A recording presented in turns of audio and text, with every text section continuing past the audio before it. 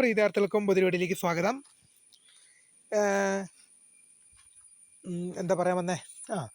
Calicut university, Kerala university, Kannur university, MG university, Mahatma Gandhi university. നിങ്ങൾ ഈ യൂണിവേഴ്സിറ്റികളിലെല്ലാം admission എടുക്കാൻ പോകുമ്പോൾ നിങ്ങൾ പ്രധാനമായും കയ്യിൽ കരുതേണ്ട ഒരു സാധനമാണ് അബാർ ID. ഇപ്പോൾ അതെല്ലാ യൂണിവേഴ്സിറ്റീസും നിങ്ങളോട് ചോദിക്കും. ഡിഗ്രി പ്രവേശനം നേടുമ്പോൾ ഇതുവരെ ഇല്ലാത്ത വിദ്യാർത്ഥികൾ അത് ആക്കുക തന്നെ വേണം. അബാർ ID നിങ്ങളോട് ചോദിക്കും. അപ്പോൾ ഈ അബാർ ID എങ്ങനെയാണ് എടുക്കുന്നത്, അതെങ്ങനെയാണ് രൂപീകരിക്കുക എന്നൊക്കെ നമുക്ക് ഡീറ്റെയിൽ ആയിട്ട് നോക്കാം കേട്ടോ. വിശദമായ വാർത്തയിലേക്ക് തന്നെ പോകാം. ആദ്യമായിട്ട് ഈ ചാനൽ കാണുന്ന വിദ്യാർത്ഥികൾ തീർച്ചയായും മറക്കണ്ട സബ്സ്ക്രൈബ് ചെയ്ത് കൂടെ പോരാൻ പ്രത്യേകം ശ്രദ്ധിക്കുക. സബ്സ്ക്രൈബ് ചെയ്തിട്ട് നോട്ടിഫിക്കേഷൻ ബെല്ലേക്കുള്ള ഓപ്ഷൻ എനേബിൾ ചെയ്യുക. ചാനൽ വീഡിയോസ് നിങ്ങൾക്ക് ഉപകാരപ്രദമായ ദൃശ്യ ലൈക്കും കൂടി ചെയ്ത് നിങ്ങളുടെ സുഹൃത്തുക്കളിലേക്ക് ഷെയർ ചെയ്യുക. അപ്പോൾ നമുക്ക് നേരെ വളരെ പ്രധാനപ്പെട്ട നോക്കാം. എങ്ങനെയാണ് അബാർ ID ഉണ്ടാക്കുക? കാലിക്കറ്റ് യൂണിവേഴ്സിറ്റി ആയാലും, കേരള യൂണിവേഴ്സിറ്റി ആയാലും, കണ്ണൂർ യൂണിവേഴ്സിറ്റി ആയാലും, MG മഹാത്മാഗാന്ധി യൂണിവേഴ്സിറ്റി, ഏത് യൂണിവേഴ്സിറ്റിയിൽ ഡിഗ്രി പ്രവേശനം എടുക്കുന്ന വിദ്യാർത്ഥികൾക്ക് അബാർ ID നിർബന്ധമാണ്. അബാർ ID എന്ന് പറഞ്ഞാൽ academic bank details of credit. അത് ഡിഗ്രി എന്ന് പറയുന്നത് ഒരു ക്രെഡിറ്റ് സിസ്റ്റമാണ്. അതായത് നിങ്ങളിപ്പോൾ +2 വരെ ഉണ്ടായിരുന്നൊരു സിസ്റ്റം അല്ല. +2 വരെ എങ്ങനെയായിരുന്നു എക്സാം?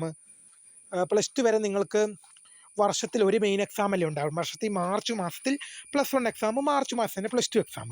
പക്ഷേ ഡിഗ്രി അങ്ങനെയല്ല, 6 മാസം കൂടുമ്പോഴാണ് സെം എക്സാം.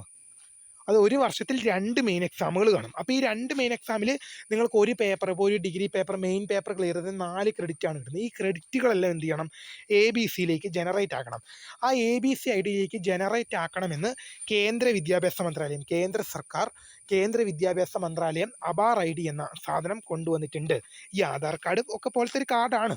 അപ്പോൾ ആ ഒരു 12 അല്ല 13 അക്കൗണ്ടിൽ നമ്പറുണ്ട്. ആ നമ്പർ വേണം. അതിലേക്ക് വിദ്യാർത്ഥികൾ നേടുന്ന ക്രെഡിറ്റ് അതിലേക്ക് ആഡ് ചെയ്യണമെന്ന് കേന്ദ്ര വിദ്യാഭ്യാസ മന്ത്രാലയം ഇതുമായി ബന്ധപ്പെട്ട് ഉത്തരവ് ഇറക്കിയിട്ടുണ്ടായിരുന്നു. അതിൻ്റെ ഭാഗമായിട്ടാണ് വിദ്യാർത്ഥികളുടെ അബാർ ID ക്രിയേറ്റ് ചെയ്യാൻ പറഞ്ഞത്. അബാർ ID ക്രിയേറ്റ് ചെയ്യാൻ abc.gov.in എന്ന വെബ്സൈറ്റ് സന്ദർശിക്കുക. abc.gov.in എന്ന വെബ്സൈറ്റ് സന്ദർശിക്കുക. തുടർന്ന് വരുന്ന പേജിൽ നിങ്ങൾക്കിപ്പം ഇതുപോലൊരു പേജായിരിക്കും നിങ്ങൾക്ക് ഓപ്പണായി വരിക.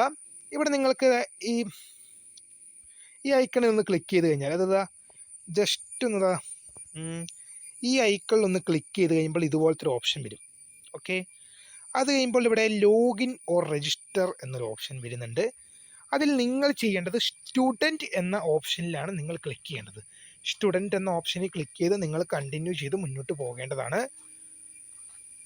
സൈറ്റ് പണിമുടക്കുകയാണ്, അതുകൊണ്ട് 2 മിനിറ്റ് വെയിറ്റ് ചെയ്യാം. സൈറ്റ് ഓപ്പൺ ആയതിനു ശേഷം ഞാൻ ബാക്ക് വരുന്നതായിരിക്കും. യെസ്, സ്റ്റുഡൻറ്റ് ലോഗിൻ എന്ന് ക്ലിക്ക് ചെയ്ത് കഴിയുമ്പോൾ ഇങ്ങനൊരു പേജിലേക്കായിരിക്കും നിങ്ങൾ പോകുന്നത്. ഡിയർ സ്റ്റുഡൻസ്, എനിക്ക് കുറച്ച് കാര്യങ്ങൾ മാത്രമേ അത് എടുത്ത് കാണിച്ചു തരാൻ നിങ്ങൾക്ക് ആവൂല. കാരണം ഇത് OTP മറ്റ് സംവിധാനങ്ങളൊക്കെ ഉള്ളത് കൊണ്ട് തന്നെ അതെല്ലാം സുരക്ഷ, പേഴ്സണൽ ഇൻഫർമേഷൻ പാസ് ചെയ്യുന്നതിലേക്കൊരു പ്രശ്നം പോകുന്നത് കൊണ്ട് തന്നെ ഞാൻ നിങ്ങൾക്ക് എങ്ങനെയാണ് എടുക്കേണ്ടതെന്ന് പറഞ്ഞുതരാം. നിങ്ങൾ ആദ്യമായിട്ട് ഇങ്ങനെ സ്റ്റുഡൻറ്റ്, ഞാൻ മുമ്പേ ലാസ്റ്റ് സ്റ്റുഡൻറ്റ് ലോഗിൻ അല്ലേ, സ്റ്റുഡൻറ്റ് എന്നല്ലേ, അപ്പോൾ അത് ക്ലിക്ക് ചെയ്യുമ്പോൾ ഇങ്ങനെ ഒരു പേജിലേക്കാണ് വന്നത്. ഇവിടെ നിങ്ങൾ എന്ത് ചെയ്യണം? ന്യൂ യൂസർ സൈനപ്പ് എന്ന ലിങ്കിലാണ് ക്ലിക്ക് ചെയ്യേണ്ടത്. ന്യൂ യൂസറിൻ്റെ സൈനപ്പ് എന്ന ലിങ്കിൽ ക്ലിക്ക് ചെയ്തിട്ട് സൈനപ്പ് എന്ന ഓപ്ഷന് ക്ലിക്ക് ചെയ്യുക. അപ്പോൾ നിങ്ങളുടെ മൊബൈൽ നമ്പർ നൽകി ജനറേറ്റ് OTP ചെയ്യുക. ID ക്ലിക്ക് ചെയ്യുക. ID എന്ന് പറയുന്നത് ആധാർ കാർഡോ വോട്ടർ ID കാർഡോ, നിങ്ങൾക്ക് ഏത് full name, date of birth, gender, user name, ഒരു യൂസർ നെയിമും ഒരു പിൻ കോഡും നിങ്ങൾ ഉണ്ടാക്കുക. ടേംസ് ആൻഡ് കണ്ടീഷൻസ് എഗ്രി ചെയ്യുക, വെരിഫൈ ചെയ്യുക. ഇത്രയും കാര്യം ചെയ്യുന്നതോടുകൂടി നിങ്ങൾ രജിസ്ട്രേഷൻ വന്നിട്ട് ഇത് നിങ്ങൾക്ക് ID വെച്ച് നിങ്ങളുടെ യൂസർ നെയിം വെച്ച് ലോഗിൻ ചെയ്യാം. മൊബൈൽ ഇപ്പോൾ ഇവിടെ മൊബൈൽ നമ്പറും പിൻ നമ്പറും കൊടുത്തു കഴിഞ്ഞാൽ നിങ്ങൾക്ക് ഇപ്പം ഞാനിപ്പോൾ ഉദാഹരണം പറഞ്ഞാൽ മൊബൈൽ നമ്പറും പിൻ നമ്പർ ഉപയോഗിച്ചാണ് ലോഗിൻ ചെയ്യുന്നത് വെച്ചോ.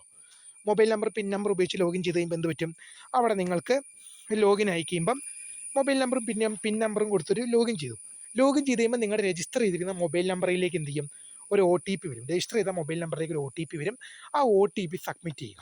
ശേഷം നിങ്ങളുടെ ആധാർ നമ്പർ എൻ്റർ ചെയ്യാൻ പറയും. നിങ്ങളുടെ ആധാർ നമ്പർ എൻ്റർ ചെയ്ത് കൊടുക്കുക. അന്നേരം ആധാറുമായിട്ട് രജിസ്റ്റർ ചെയ്ത്, നിങ്ങളുടെ ആധാർ ഒരു മൊബൈൽ നമ്പറുമായിട്ട് രജിസ്റ്റർ ചെയ്തിട്ടുണ്ടാവുമല്ലോ, ആ രജിസ്റ്റർ ചെയ്ത നമ്പറിലേക്ക് ആധാർ നമ്പർ എൻ്റർ ചെയ്യുക. സെൻഡ് OTP എന്നതിൽ ക്ലിക്ക് ചെയ്യുക. അപ്പോൾ ആധാറുമായി രജിസ്റ്റർ ചെയ്തിരിക്കുന്ന മൊബൈൽ നമ്പർ ഏതാണോ അതിലേക്ക് നിങ്ങളുടെ ആധാർ നമ്പർ കൊടുക്കണം. നിങ്ങളുടെ ആധാർ നമ്പർ രജിസ്റ്റർ ചെയ്തിരിക്കുന്ന മൊബൈൽ നമ്പറിലേക്ക് ഒരു OTP പോകും. ആ ഒരു 6 അക്ക OTP, ആ 6 അക്ക OTP ക്ലിക്ക് ചെയ്യുക. സബ്മിറ്റ് എന്നതിൽ ക്ലിക്ക് ചെയ്യുമ്പോൾ നിങ്ങളുടെ ഫോട്ടോ ഒക്കെ ഒട്ടിച്ച ആധാർ കാർഡ് പോലെ ആധാർ നമ്പർ ഒരു 12 അക്കമുള്ള നമ്പറല്ലേ, അതുപോലെ ഒരു 12, 13 അക്കമുള്ള നമ്പറും ഒരു കാർഡ് പോലെ ആധാർ കാർഡ് പോലെ ഒരു കാർഡ് നിങ്ങളുടെ മുമ്പിൽ ഡൗൺലോഡായി വരും. ഡൗൺലോഡല്ല, നിങ്ങളുടെ സ്ക്രീനിന് മുമ്പിൽ വരും. ആ കാർഡിൽ ഒരു 12 അല്ലെങ്കിൽ 13 അക്കമുള്ള നമ്പറുണ്ട്. ആ സാധനമാണ് നിങ്ങളുടെ ആധാർ ID. ഓക്കെ, എനിക്കിത് ചെയ്ത് കാണിച്ചു തരണം എന്നുണ്ട്, പക്ഷേ ഇത് ലോഗിൻ ചെയ്യുമ്പോൾ പേഴ്സണൽ ഇൻഫർമേഷൻ ഒക്കെ പാസ് ചെയ്യുന്ന ഒരു ബുദ്ധിമുട്ടുണ്ട്, അതുകൊണ്ട് തന്നെയാണ് ചെയ്യാത്തത്. അപ്പോൾ ഞാൻ നിങ്ങൾക്ക് ഡീറ്റെയിൽ ആയിട്ട് പറഞ്ഞു എന്നെ ചെയ്യേണ്ടത്, ശരിക്കും പറയുന്നത് എന്നെ ചെയ്യേണ്ടതെന്നുള്ള A to Z കാര്യങ്ങൾ പറഞ്ഞു. വീഡിയോ കണ്ട് ചെയ്യുക. അപ്പോൾ പുതിയ വീഡിയോ കാണുന്നവരെ നമസ്കാരം.